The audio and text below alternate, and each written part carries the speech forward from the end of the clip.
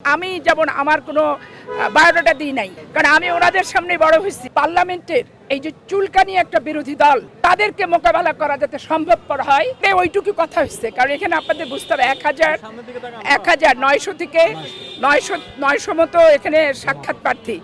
তো সেখানে আপনার আজকে যে বিভাগগুলো ডেকেছে, উনি প্রত্যেককে ইন্ডিভিজুয়ালি কথা বলতে গেলে উনি এক মাসও শেষ করতে পারবেন না এটা। আর মেয়েদের তো একটু বহিঃপ্রকাশটা বেশি, মানে সব কিছুই বলতে যাবে, সব কিছু করতে যাবে, দিয়ে তখন থামানো তো কঠিন, তাই না বলেন?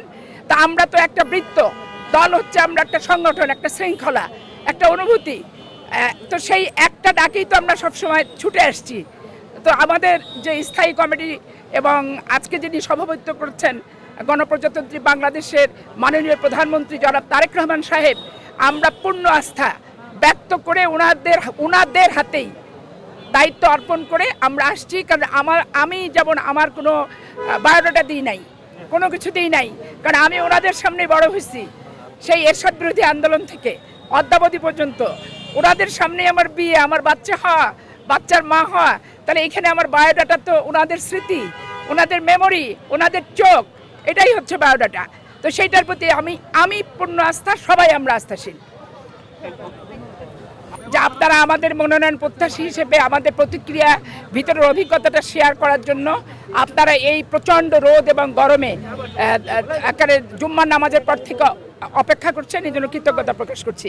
এখানে ব্যাপার হচ্ছে কি, আমরা দলের প্রতি আনুগত্যশীল এবং দলই আমাদের পরিবার, দল আমাদের দুঃখ, দল আমাদের কষ্ট, দল আমাদের আনন্দ, দল আমাদের সফলতা, দল আমাদের হতাশা, দল আমাদের আনন্দ, সব কিছুর ভিতরে দল। এখন পার্টির চেয়ারপারসন যে কথাটি বলেছেন যে এইখানে সবাই আপনাদের সম্পর্কে জানে এবং আপনারা অনেকেই এনাদের সামনেই বড় হয়েছেন, অতীত বর্তমান ভবিষ্যৎ। তাহলে এই যে কমিটি, এই স্ট্যান্ডিং কমিটি ওনার সভাপতিত্বে, এইটার প্রতি আপনাদের আস্থা আছে? তো আমাদের তো অবশ্যই আস্থা আছে। তখন বলছে তাহলে আমরা সবাই মিলে বসে যে সিদ্ধান্তটা নেব সেটা আপনারা মেনে নেবেন। অবশ্যই মেনে নেব। আর উনি আরেকটা কথা বলেছেন যে এইখানে ইচ্ছা করলে তার 1000 লোককে, মেয়েদেরকে আমি প্রোভাইড করতে এমপিতে পারবো না। তো সেইখানে যখন 36টা নিবে, তো সেইখানে সকলেরই যোগ্যতা হয়তো অনেক, তারপরেও তো বাদ পড়বে ম্যাক্সিমামটাই, 35 জনের ছাড়া বাদ বাকি তো বাদ পড়বে। তো এইটা নিয়ে আবার মনে করেন না যে দল থেকে বাদ হয়ে গেলাম, এটা হলো সেটা হলাম, মন খারাপ করবেন না, কষ্ট পাবেন না, এই কথাটা বলেছে। তো সেইখানে আমরা সবাই একমত পোষণ করেছি।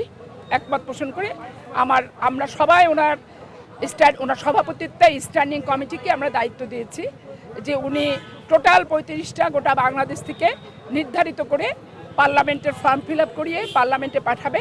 যাকেই পাঠাকুনি আমরা ধরে নেব নারী সমাজের প্রতিনিধিত্ব তারা করছে এবং পার্লামেন্টের এই যে চুলকানি একটা বিরোধী দল, তাদেরকে মোকাবেলা করা যাতে সম্ভবপর হয় ছেলেদের পাশাপাশি নারী এমপিদের, এই আমার প্রত্যাশা এটাই থাকবে।